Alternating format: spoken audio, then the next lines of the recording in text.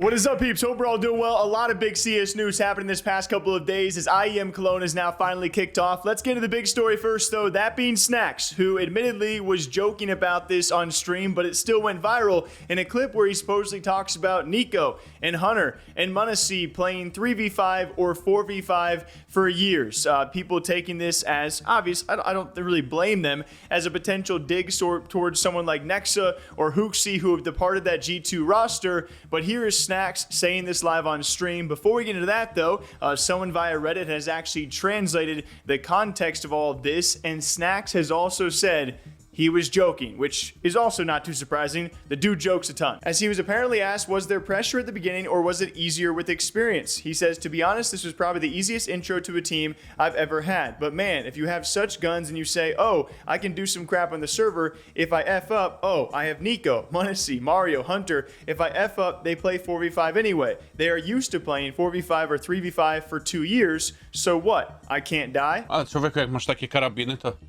ja mów tak. Ja se mogę iść podpierdalać coś tam na serwerze, jak się odjebie, to co, mam NiKo, M0nesy'ego, Mario, Huntera. Się wyjebie, to i tak 4 na 5 grają. Przyzwyczajeni przez 2 lata 4 na 5 napierdalali, albo 3 na 5, to co? And even if he's joking, I mean, there is some truth to that. I'm pretty sure back to their IEM Dallas run when Stewie was a part of the team, even he was like, and a lot of people were thinking with M0nesy's performance, NiKo also doing his thing, the whole team played pretty well, but M0nesy was the shining light of that. Even then, they were like, you could have put anyone in that team and they had a chance to win the entire tournament with how M0nesy looked. So although Snax later clarifies he's joking, I think a lot of people can agree when NiKo and M0nesy and Hunter are doing their thing, like, you got a fully loaded lineup here. And it was actually later on Twitter, before Snax did clarify, Hooxi tweeted about this, which I had a lot of respect for, and a lot of responses also did, as he was like, yo, of course, why would I think the guy replacing me is better than I am? Saying I couldn't care less about what Snax said on stream, but to people who are mad at me for saying I think it was a mistake to bring him on board, come on, what would it say about me as a competitor if I didn't believe more in myself than him? And it was Snax later responding, saying, most of the time I am full trolling on stream. Don't take it personally, and it was a bit out of context. Peace. Hooxi responds, so is my statement, but everything always gets taken out of context to stir up the drama. So I think it was good points all around. G2 has a very solid core. With the lineup they got, yes, sometimes you can play 3v5, 4v5, and Snax was joking about it. Regardless of the joke, though, also big respect to Hooxi to respond to all of this and be like, yeah, I'm going to believe more in myself than someone who is replacing me, and still going to speak his mind on those roster changes. Evidently, with G2, of course, eventually bringing Snax on as well. That makes complete sense. So respect to both sides. Not too much drama, a bit of jokes, but hey, we got some fun out of it. It sparked a lot of discussion, and that's what matters most. And as I'm talking to you guys all right now, IEM Cologne is underway. So huge shouts to our esports betting sponsor, that of course being ThunderPick.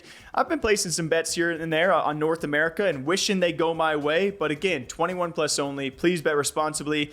And I might be seeing a little bit of Germany later this year when it comes to CS events. Super excited. Thanks to our sponsors. And speaking of spark discussion out there, we have an update on the CS pro known as Joel, who was banned just days ago by an Acros anti-cheat. The initial statement by the team was saying, we don't really know what exactly is going on. And at that point, no response from Joel. And of course, their team was also banned from the event they were competing in. Previously, within the same 24 hours, they'd actually just won a different, smaller event as well. So a lot of people were like, how do you get banned by Acros anti-cheat? He does have a sketchy past when it comes to match fixing allegations and cheating suspicions around him, but nothing fully proven, which we stated in that first video. And now in a lengthy response to HLTV, I will link their full article down below.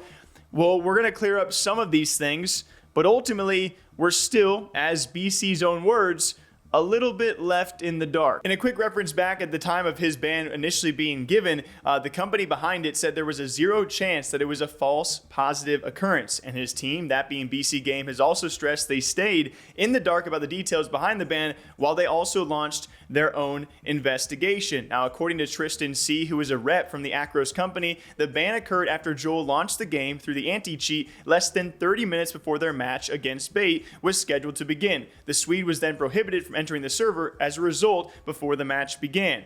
The exact cheat that allegedly been detected was not named, but the rep listed the following features of it. Features including ESP, a type of wall hack, aimbot, and trigger bot. Each feature has additional customization. For the aim assistance and trigger bot, it can be customized to look more human-like, and if not configured poorly, would be completely invisible to the human eye. Not all features need to be used. For example, a player might only use the trigger bot, or only use the aimbot, or only use the ESP/wall hack. The rep also shared it is a cheat anyone can purchase and that it is meant for competitive play on third-party leagues, and advertises Acros undetection status. He further elaborated as a bootkit type cheat that is launched before the operating system and which can only be removed or unloaded by restarting the operating system at the bare minimum. Furthermore, he says the same cheat could have gone undetected in the past. The cheat could have been used before without being detected. The fact we didn't detect its presence in prior matches to August 4th does not prove it wasn't present earlier, as this type of cheat is notoriously difficult to identify. And there are some crazy lines in this. Again, the article fully linked down below for you guys to read through. It's just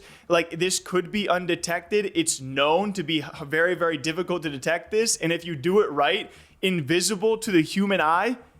Like, these are some of the craziest lines around cheats that I have read in a long time. And then we have Joel responding, where he vehemently denied that he had cheated or had planned to do so, which the preemptive ban implies. I know I have not cheated or planned to do so. I love to play the game. If I'm not playing CS2, I'm watching it to become better. To now have people doubting my legitimacy is the worst part. I've seen some people react to my demos. I don't mind if they look for something sus, since everything I do in game has its explanation. I've seen many clips floating around that some say are sus, while there are TeamSpeak recordings of information being said that I react on. What does hurt though is when people prematurely say I'm doing something suspicious in game because they think I know where the enemy is in an unnatural way, saying I use radar hacks or any form of cheats, which is not true. Those that play with me in teams know that I have a vision of how to play the game, that I'm very vocal in game, and that can be easily seen when talking to me about the game. There wouldn't be a reason for me to suddenly turn on cheats, but people don't look at it from different angles and just assume I'm a cheater. I've already proven myself on LAN, even though it was some time ago, and I can replicate that performance. And replicate he might have to do, but I don't know if it's going to be with any tournaments or any events that use Acros